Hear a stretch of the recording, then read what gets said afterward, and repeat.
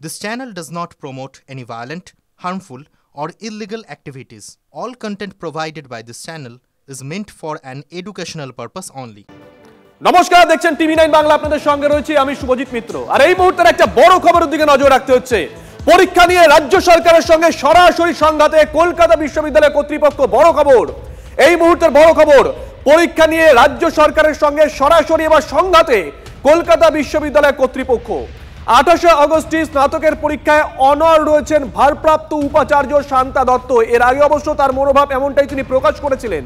Detail নেব, সুমন আমাদের সঙ্গে রয়েছেন। সুমন, দেখো, রাজ্য সরকারের উচ্চশিক্ষা দপ্তরের তরফ থেকে তাকে কিন্তু চিঠি পাঠানো হয়েছিল, পরামর্শ দেওয়া হয়েছিল সেদিন যাতে দিন পরিবর্তন করা হয়। তার কারণ বহু ছাত্রছাত্রী আবেদন করেছে সেদিন যাতে পরীক্ষা না হয়।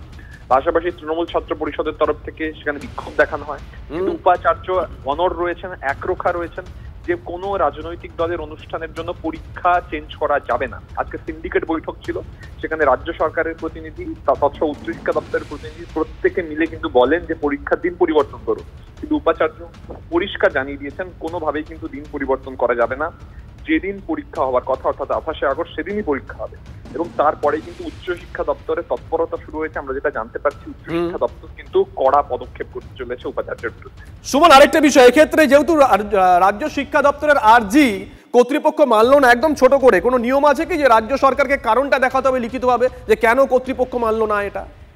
দেখো, যেটা আইন বলছে সেটা হচ্ছে যে কোনো কলকাতা বিশ্ববিদ্যালয় বলো, যে কোনো বিশ্ববিদ্যালয় বলো, সেটা স্বশাসিত, অটোনমি রয়েছে সেখানে। ফলে স্বশাসনের বিরুদ্ধে কিন্তু কোনো ফোক অফ লেটার বলো এই ধরনের কোনো পদক্ষেপ করার জায়গা নেই।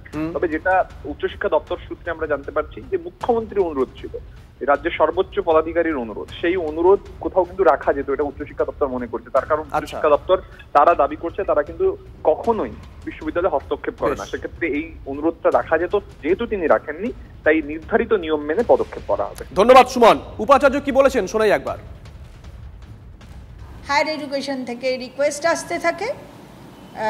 আজকে এখানে সিন্ডিকেটে এসেছিলেন স্পেশাল সেক্রেটারি, তিনি এটা বলেনও যে সিএম রিকোয়েস্ট করেছিলেন, এটা উচ্চারণও করেন এবং সিএম এর রিকোয়েস্টকে মানা উচিত এ কথাও তারা বলেন এবং তারপরে একটা চিঠি দিয়ে ফেলেন।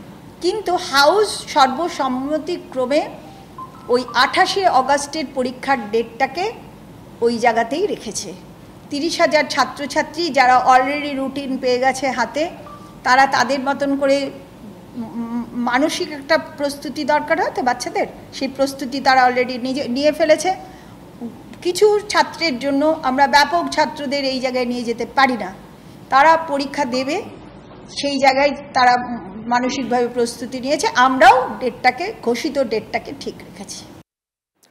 কলকাতা বিশ্ববিদ্যালয়ের ভারপ্রাপ্ত উপাচার্য শান্তা দত্ত তার মনোভাব অনড়ই রেখে দিয়েছেন। এর আগে তিনি পরিষ্কার করে দিয়েছিলেন, তিনি জানিয়েছিলেন যে বিশ্ববিদ্যালয় একটা অটোনোমাস বডি, তার একটা এক্সাম ক্যালেন্ডার আছে, সেই অনুযায়ী পরীক্ষাগুলো ঠিক করা হয়।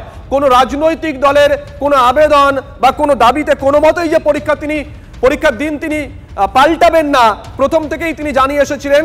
রাজ্য সরকারের আবেদন সত্ত্বেও তিনি তার দাবিতে অনড় রইলেন। পরীক্ষা নিয়ে রাজ্যের সঙ্গে একেবারে সরাসরি সংঘাতে চলে গেল কলকাতা বিশ্ববিদ্যালয় কর্তৃপক্ষ। 28 আগস্ট স্নাতকের পরীক্ষায় অনড় রয়েছেন ভারপ্রাপ্ত উপাচার্য শান্তা দত্ত। 28 আগস্ট তৃণমূল ছাত্র পরিষদের প্রতিষ্ঠা দিবস। তৃণমূল ছাত্র পরিষদের তরফ থেকে এর আগে আমরা দেখেছিলাম বিক্ষোভ দেখানো হয়েছিল, কেন তাদের ঘোষিত কর্মসূচির দিন কলকাতা বিশ্ববিদ্যালয় কর্তৃপক্ষ পরীক্ষা রেখেছে, সেখানে কেন্দ্রের শাসক দলের অঙ্গুল হেলনের দিকে আঙুল তোলা হয়েছিল তৃণমূল ছাত্র পরিষদের তরফ থেকে। তারপর রাজ্য সরকারের তরফ থেকে আবেদন করা হয় কলকাতা বিশ্ববিদ্যালয়ের কাছে, কিন্তু কলকাতা বিশ্ববিদ্যালয় জানিয়ে দিল তারা ওই দিনই পরীক্ষা নেবে।